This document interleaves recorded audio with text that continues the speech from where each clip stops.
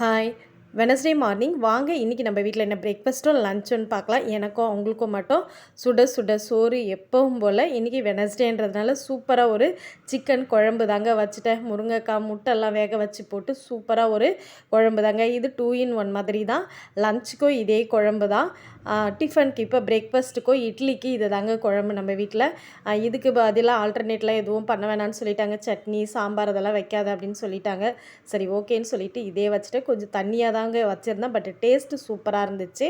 Sweet பார்த்திங்கன்னா நான் நம்ம வீட்டில் செஞ்ச ப்ரெட் அல்வா தான் உங்களுக்கு கொடுத்துருக்கேன். ஏன்னா நம்ம வந்து நான்வெஜ் சாப்பிட்டா ஸ்வீட் ஏதாவது சாப்பிட்லன்னா வாய் ஒரு மாதிரி இருக்கும் இல்லையா, எதுவுமே இல்லைன்னா பேரிச்சம்பழம் கொடுத்து விட்டுருவேன் நான். டிஃபன் பார்த்திங்கன்னா ரேஷன் அரிசியில் செஞ்ச இட்லி தாங்க. சாஃப்டாக பஞ்சு மாதிரி இருக்கும். இட்லி ஊற்றும்போது நான் மாவுலேயும் கொஞ்சம் நல்லெண்ணெய் சேர்ப்பேன். இட்லி தட்டில் தான் நான் ஊற்றுவேன், துணியில் ஊற்ற மாட்டேன். பர்சனலாக எனக்கு அது செட் ஆகாது.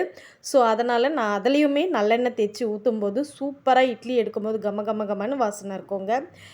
அவங்களுக்கு ப்ரெட் அல்வா கொடுத்துட்டு ஸ்வீட் சோம்பு அடிக்கடி நம்ம கடைக்கு போகிற இடத்துல கொடுப்பாங்க, அதையும் கொடுத்து விட்டுருக்காங்க. இன்றைக்கி இவ்வளோ தான் நம்ம வீட்டில். தேங்க்ஸ் ஃபார் வாட்சிங்.